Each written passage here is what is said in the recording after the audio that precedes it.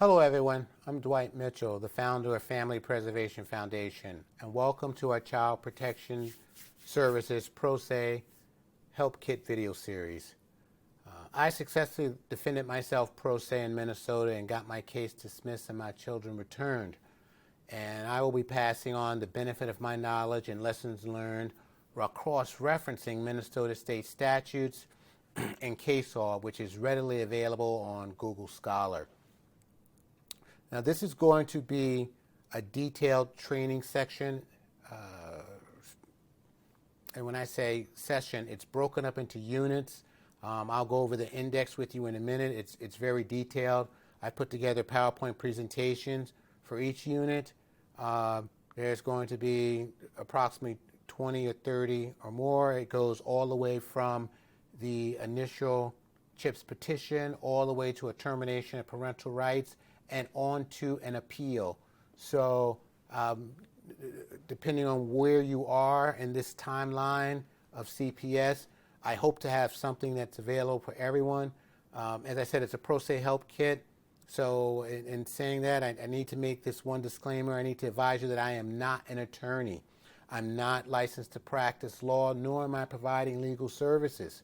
You know, I've done a lot of reading and filed a lot of my own motions. I've written a lot of different things myself, but as I said, I'm not an attorney, and I recommend you to obtain your own attorney if possible and review my series titled Working with Your Attorney to get a better understanding of what you need to go through in order to be successful in this educational series. My goal is to help you become more informed so that you can make informed decisions.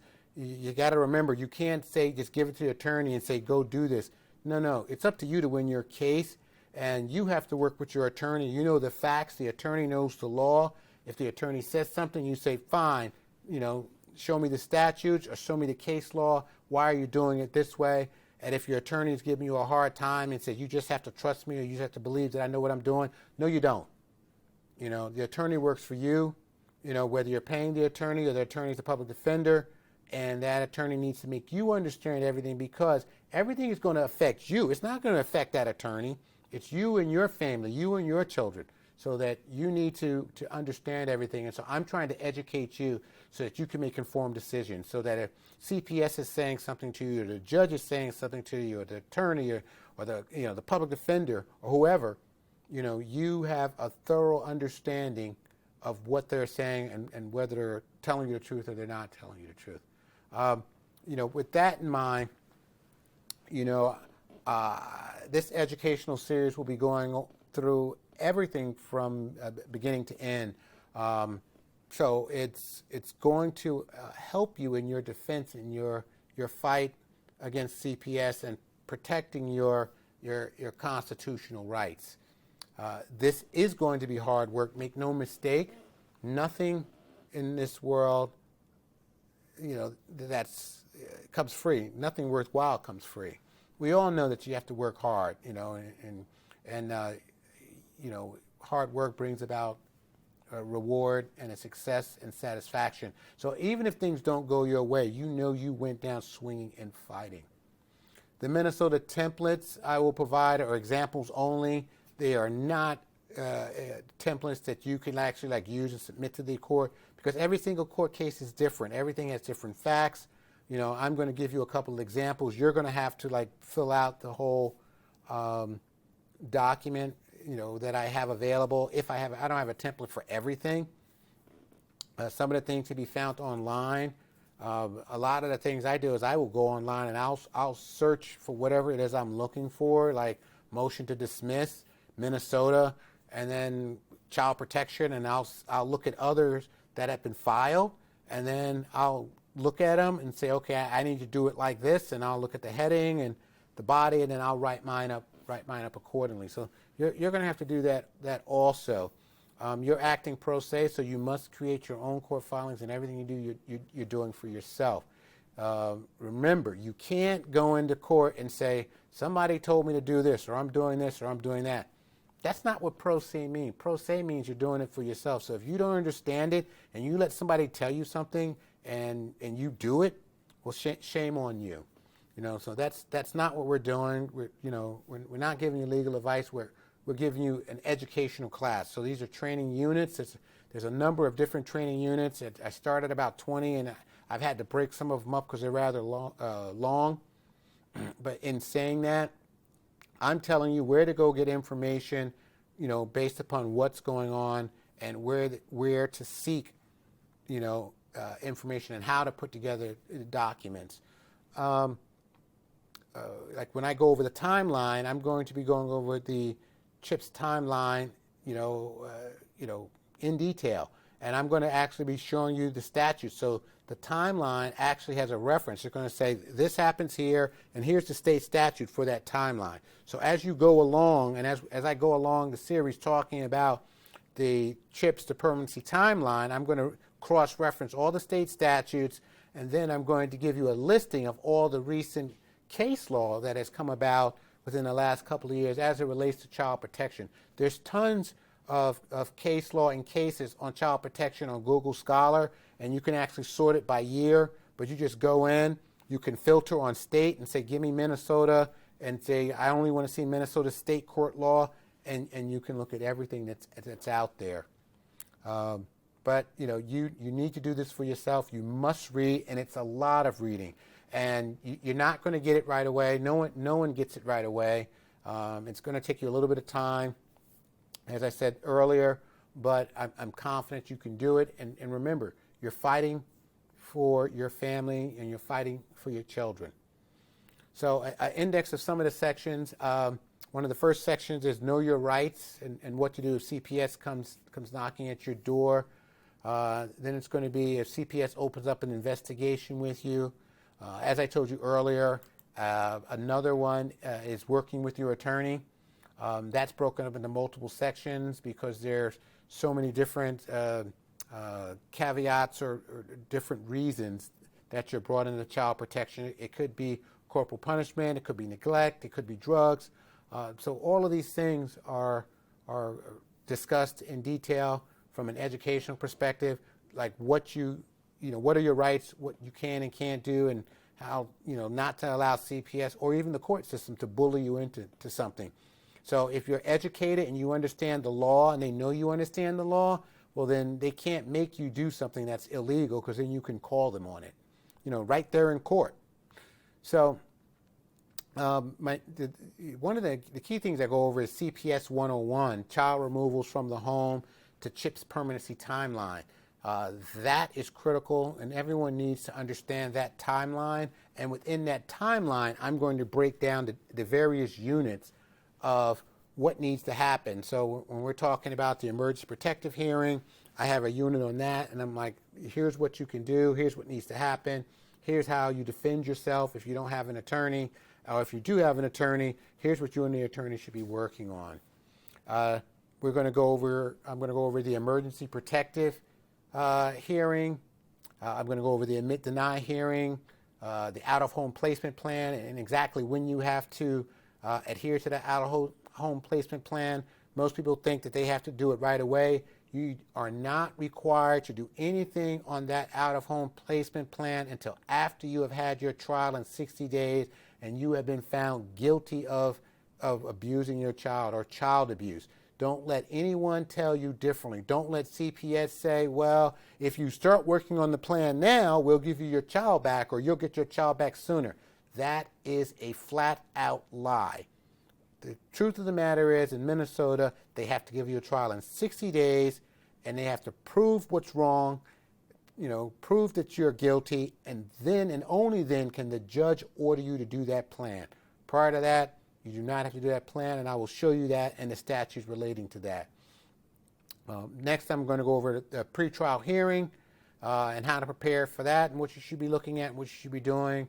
I'm going to actually go over the CHIPS trial. That section is rather large. I'm going to probably have to break that up into a number of different PowerPoints.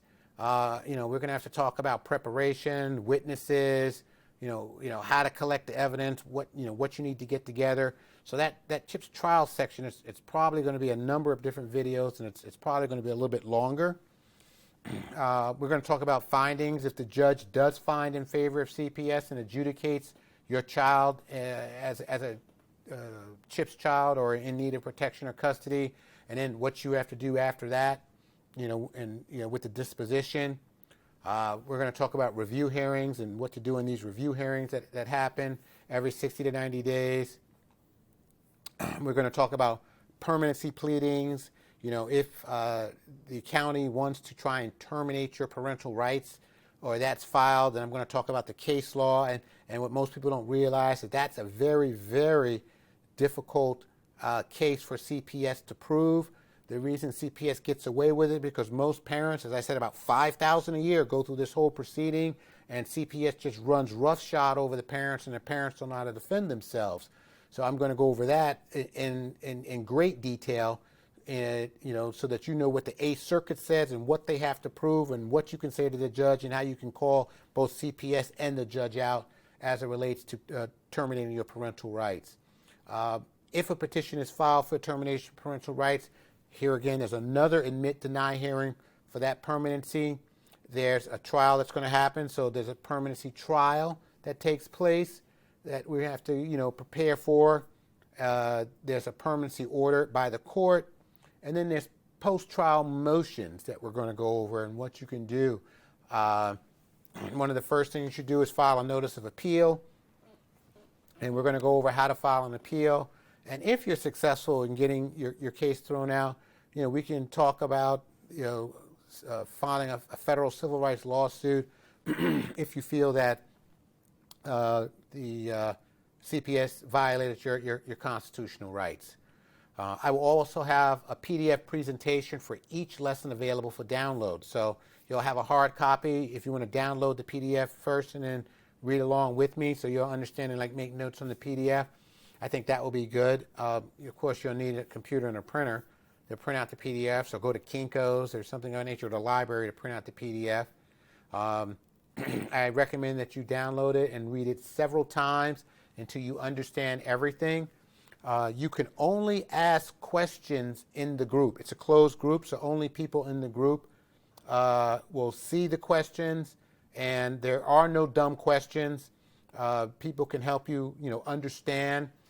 So members can respond to questions, and that is the whole purpose of the group in the forum. If there's anything posted as it relates to some story about a social worker or anything that's not specifically related to defense, please put that on the Stop CPS from Illegally Kidnapping Children group page. That's a public forum, and that's where you post all of those things.